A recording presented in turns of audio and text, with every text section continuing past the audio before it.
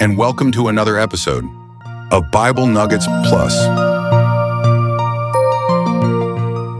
In this episode, we will discuss the Game of Thrones between God and Satan. God has a throne, and Satan also has a throne. The question is, will we bow the knee at God's throne or at Satan's throne? Where does our loyalty lie?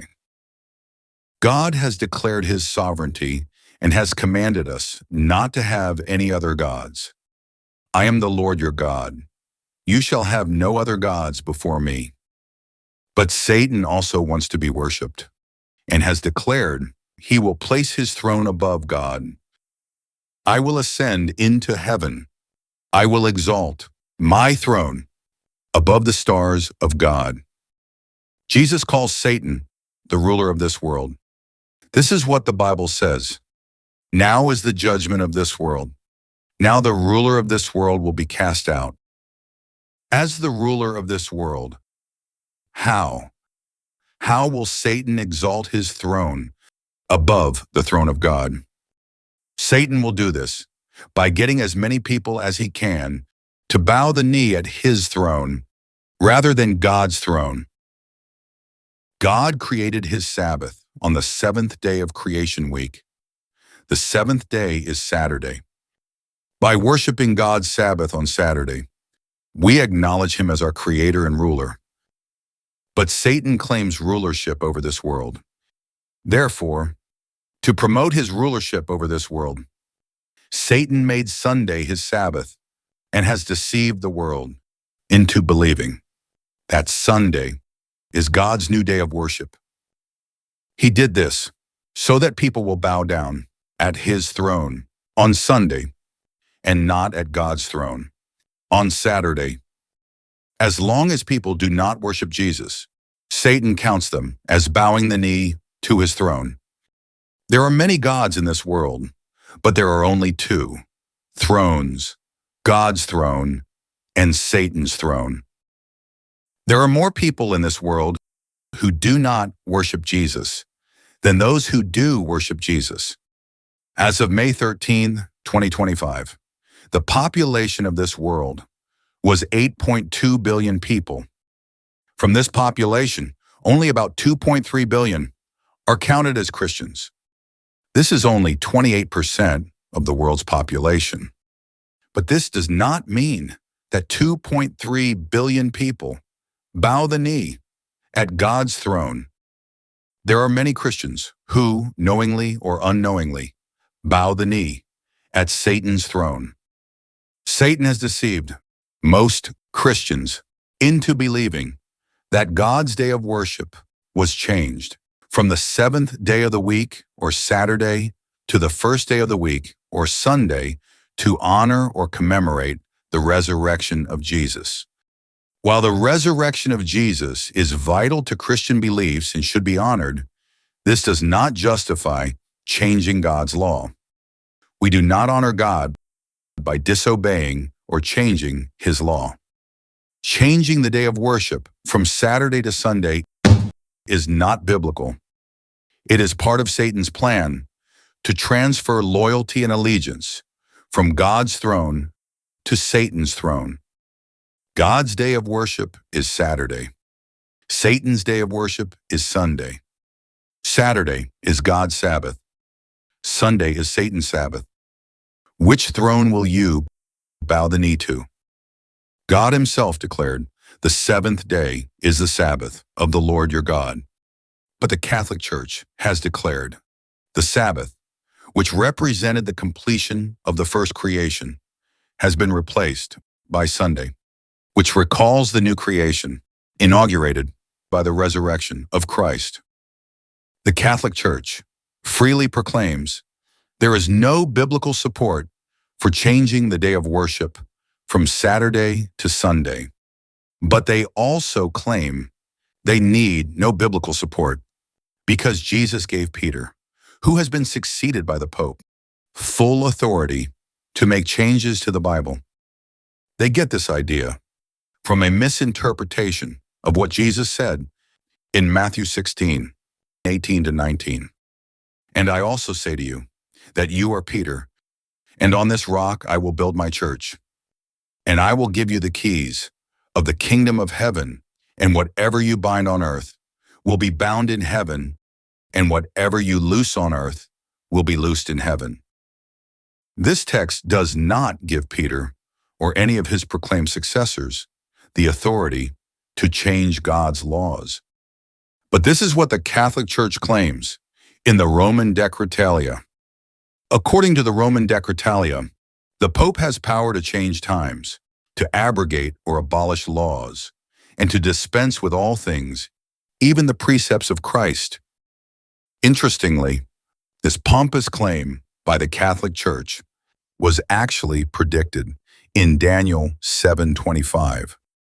And he shall speak great or pompous words against the Most High, and shall wear out the saints of the Most High, and think to change times and laws. The Catholic Church has changed the day of worship or times, and has rewritten the Ten Commandments or laws. The Catholic Church has fulfilled Daniel's prophecy perfectly. On a side note, this video is about the Catholic institution, not about the many sincere, godly, kind, and compassionate Catholic Christians. The Catholic institution was the primary force that established Sunday worship for both Catholics and the majority of Protestant Christians today.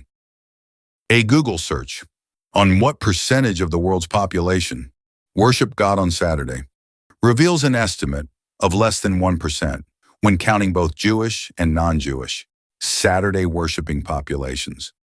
With 99% of the world's population not bowing the knee to God's throne on Saturday, Satan has achieved his goal of placing his throne above the throne of God. God did not change his day of worship from Saturday to Sunday. This was a change made by man under Satan's influence. Here is a quote from the writings of Mrs. Ellen G. White. Death is the final punishment of all who reject light and continue in transgression. When God says, "Keep holy the seventh day," he does not mean the sixth, nor the first, but the very day he has specified. If men substitute a common day for the sacred, and say, "That will do just as well," they insult the Maker of the heavens and of the earth, who made the Sabbath to commemorate his resting upon the seventh day, after creating the world in 6 days. It is dangerous business in the service of God to deviate from his institutions. God will teach all his creatures that he means just what he says. While celebrating the resurrection of Christ is noble and honorable, it does not replace God's day of worship. This is what makes Satan's deception so brilliant. People think they are honoring God by honoring his resurrection and worshiping on Sunday, when in reality, they are just trampling God's law. God's day of worship will never change throughout every generation. Surely my Sabbaths you shall keep, for it is a sign or mark between me and you throughout your generations, that you may know that I am the Lord who sanctifies you. You won't find this change from Saturday to Sunday anywhere in the Bible. After his resurrection, Jesus spent 40 days giving more instructions to his disciples. During this 40-day period, not once did he tell his disciples to change the day of worship from Saturday to Sunday. Such a monumental change would have been proclaimed and circulated by all the disciples. But we do not find this change in any of their writings. It doesn't matter to Satan if people bow the knee at his throne, knowingly or unknowingly, as long as they are doing his will rather than God's will. Satan has exalted his throne above the throne of God, as he declared he would do. Like a dictator, Satan has no problems generating allegiance to his throne through deception, fear, or even coercion. But God, on the other hand, will only accept sincere, heartfelt loyalty to his throne. In the last days, Just before Jesus returns to this world, Satan will try to compel loyalty, or at least obedience, to his throne by compelling people to worship on his day of worship, or Sunday, and not on God's day of worship, or Saturday. Here's what the Bible says. He causes all, or requires all, both small and great, rich and poor, free and slave, to receive a mark on their right hand or on their foreheads, and that no one may buy or sell except one who has the mark, or the name of the beast, or the number of his name. Here is wisdom. Let him who has understanding calculate the number of the beast, for it is the number of a man. His number is 666. What is this mark? Who is this beast? And what is the number of his name? The mark of the beast is not a physical mark on the hand or on the forehead. It is a mark or sign of allegiance, revealed by the day on which we worship. Surely my Sabbaths you shall keep, for it is a sign or mark between me and you throughout your generations. This mark of allegiance can be revealed through our actions, symbolized by the hand, or through our convictions, symbolized by the forehead. If we worship on Sunday out of convenience or fear, then we receive the mark on our hand. But if we worship on Sunday out of conviction, then we receive the mark on both the hand and the forehead. Either way, as long as we fully understand our choice and we choose to worship on Sunday, then we are receiving the mark of the beast. Satan only cares about obedience to his throne, regardless of convictions. This is why he has no problems with coerced obedience through the Sunday law. Jesus said, "If you love me, keep my commandments." Here's one of his commandments. Remember the Sabbath day to keep it holy. 6 days you shall labor and do all your work, but the seventh day is the Sabbath of the Lord your God. In it you shall do no work. If we love God and we acknowledge him as our creator and ruler, we will bow the knee at his throne on Saturday, and we will receive his mark of allegiance. But if we fully understand our choice and we choose to bow the knee at Satan's throne on Sunday, then we receive the mark of the beast, or the mark of the Antichrist. Most historical Bible scholars identify the papacy or the Pope as the beast or the Antichrist. In Greek, the word Antichrist can mean one who stands against Christ or one who stands in place of Christ. The Catholic Church claims the Pope is the vicar of Christ. The term vicar of Christ means in the place of Christ. As the vicar of Christ, the Catholic Church claims the Pope stands in the place of Christ and has the same authority as Christ. Interestingly, the vicar of Christ also has a number that can be calculated, as the Bible told us to do. Calculate the number of the beast, for it is the number of a man. His number is 666. The term vicar of Christ in Latin is vicarius filii Dei, which means representative of the Son of God. If you count each Latin letter, that has a numerical value as Roman numerals. This phrase adds up to 666. This is the number of his name. 7 is God's number, and 6 is the number of man. God created the Sabbath on the 7th day, and he created man on the 6th day.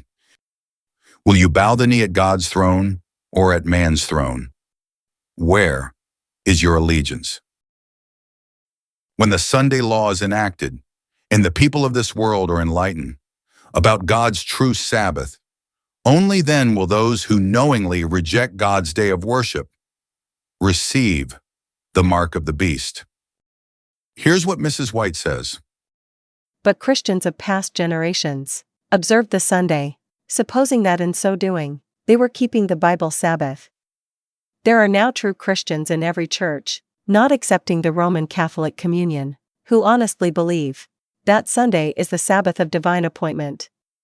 God accepts their sincerity of purpose and their integrity before Him.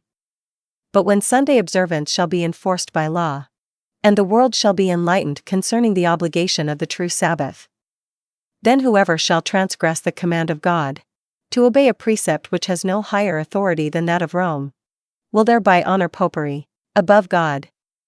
He is worshipping the beast and his image. And it is not until the issue is thus plainly set before the people, and they are brought to choose between the commandments of God and the commandments of men, that those who continue in transgression will receive the mark of the beast. Eventually, Satan will convince the governments of this world to enact laws requiring everyone to worship on Sunday, or at least cease certain activities on Sunday for the common good of all mankind. Universal Sunday laws will help Satan achieve his goal of getting everyone to bow the knee at his throne on Sunday. But there will be a small group of rebels or holdouts who refuse to bow the knee at Satan's throne. They refuse to surrender their loyalty to the God they love, come what may. Satan will be enraged by this small group of fanatics because they prevent his claim of total supremacy over this world. He will seek to destroy them, but God will protect them. And the dragon was enraged with the woman, and he went to make war with the rest of her offspring, who keep the commandments of God and have the testimony of Jesus Christ. The Sunday laws will gradually become more restrictive against those who continue to bow the knee at God's throne on Saturday. When the Sunday laws enacted and enforced, when bowing the knee to God's throne will bring hardships on you and your family, will you bow the knee at God's throne or at Satan's throne? Where will your loyalty lie?